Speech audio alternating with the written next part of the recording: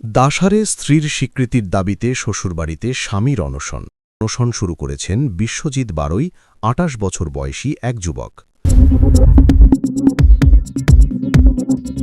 ঘটনাটি এলাকায় চাঞ্চল্যের সৃষ্টি করেছে।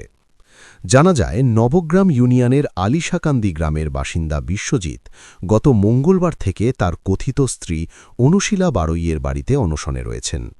তাদের মধ্যে দীর্ঘ ১০ বছরের সম্পর্ক ছিল এবং ৪ বছর আগে নোটারি পাবলিকের মাধ্যমে বিয়ে হয়েছে বলে বিশ্বজিতের দাবি। বিশ্বজিৎ বলেন, অনুশীলার পড়াশোনা সহ বিভিন্ন খরচ তিনি বহন করেছেন, কিন্তু চাকরিতে যোগ দেওয়ার পর থেকে অনুশীলা তার সঙ্গে যোগাযোগ বিচ্ছিন্ন করেছেন।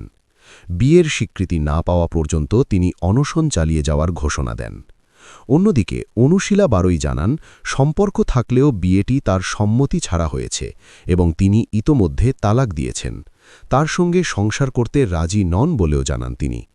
পরিবারের পক্ষ থেকে বলা হয়েছে, দুজনের মধ্যে আগে সম্পর্ক ছিল, তবে বর্তমানে মেয়ের ইচ্ছাই প্রাধান্য পাচ্ছে। স্থানীয়রা জানান, বিষয়টি মীমাংসার চেষ্টা চলছে। ডাসার থানার ওসি মোহাম্মদ তারিকুল ইসলাম বলেন, এ বিষয়ে এখনও কোনো অভিযোগ পাওয়া যায়নি, অভিযোগ পেলে আইনগত ব্যবস্থা নেওয়া হবে।